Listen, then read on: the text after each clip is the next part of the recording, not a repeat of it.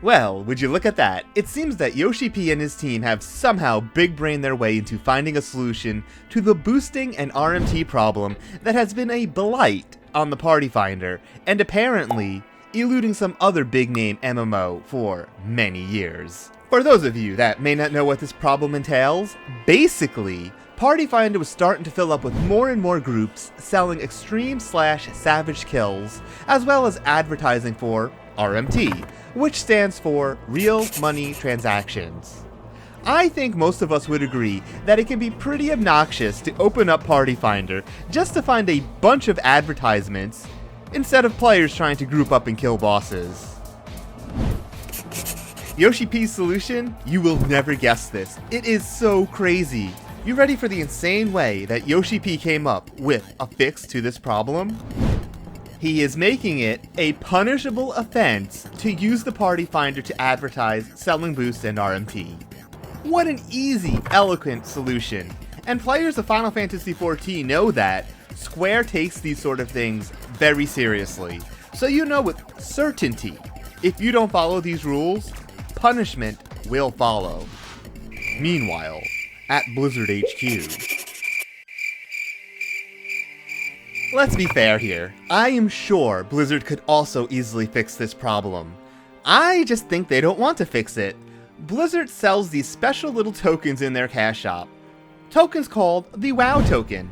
Appropriate, right? And they cost $20 US, and the buyer of these tokens can turn around and sell them on the auction house in-game for a really decent sum of gold.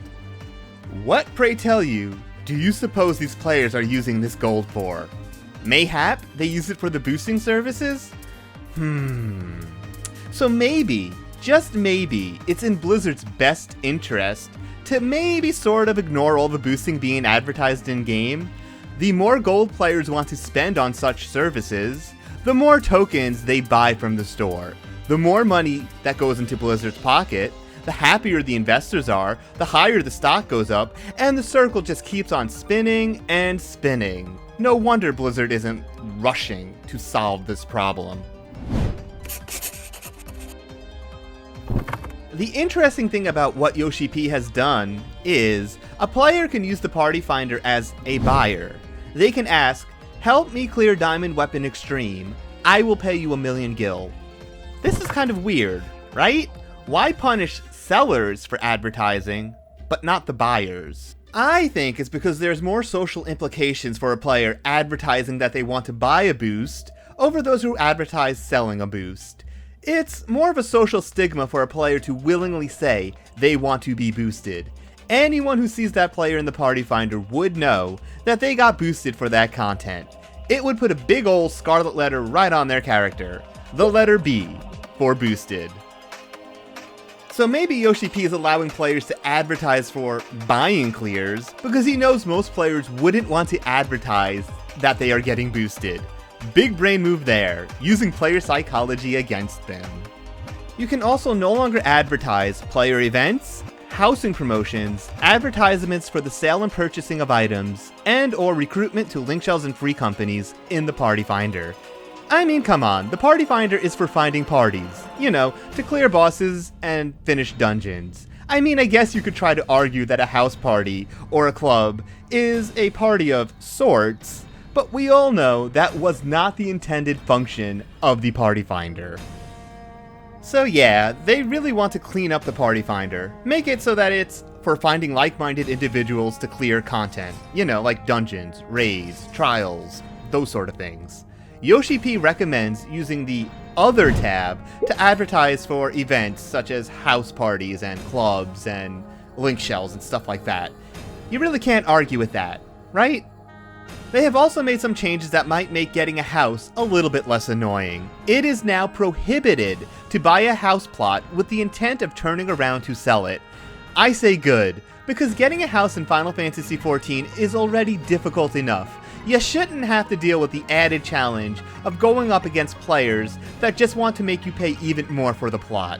It's like the people who go out and buy out all of the PS5s, and then resell them for thousands of dollars. Finally, Yoshi P talked about player fears of being punished unfairly for harassment. There is apparently a fear that if you critique someone, that they will just turn around and report you for harassment. Well, according to this letter, they will be looking at cases individually to assess if punishment is due. They gave quite a lot of scenarios, but said it wasn't an exhaustive list, since cases can vary drastically. Anyways, I wound up reading through every single case that they had, and it really reminded me of the HR lectures that you would receive when getting hired to a new job. It is mostly common sense stuff, you know, treat people the way you'd want to be treated, be kind, apologize if you make someone feel bad. Follow those basic guidelines and I'm sure you will be fine.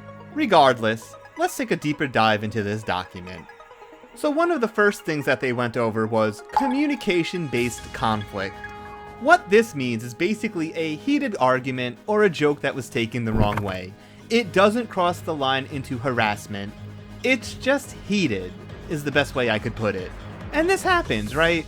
Everyone has a bad day sometimes, and that can lead to, well, communication conflict. Anyways, with this, they said try to resolve it yourself. Next up is the big one. Harassment. You know, if you aren't sure what harassment entails, well, we are going to go over it and you will know. And exactly why it's one of the things that can lead to 3-day bans, 10-day bans, and even possible permanent account closures. So, harassment is when you attack someone based on their religion, sexual orientation, race, gender, job, where they live or were born. It's when you wish harm on an individual, such as hoping they get sick and or die. It's when you are using explicit and obscene language. It's disclosing personal information. Also, stalking falls under harassment. Stalking can happen in-game, believe it or not, and it's very similar to real-life stalking. So, in-game stalking would include sending a bunch of tells to a player, barraging a player with friend invites, following a player around consistently, or making sure you meet up with them, like at their house or wherever. Let's be clear here. If someone asks you to stop doing that sort of behavior, just stop. If not, you are stalking and harassing the player. There was also a bunch of nuisance criteria, which is another way to say, you know, being an annoying ass. Some examples: joining a group and not performing, such as being a healer and refusing to heal the party.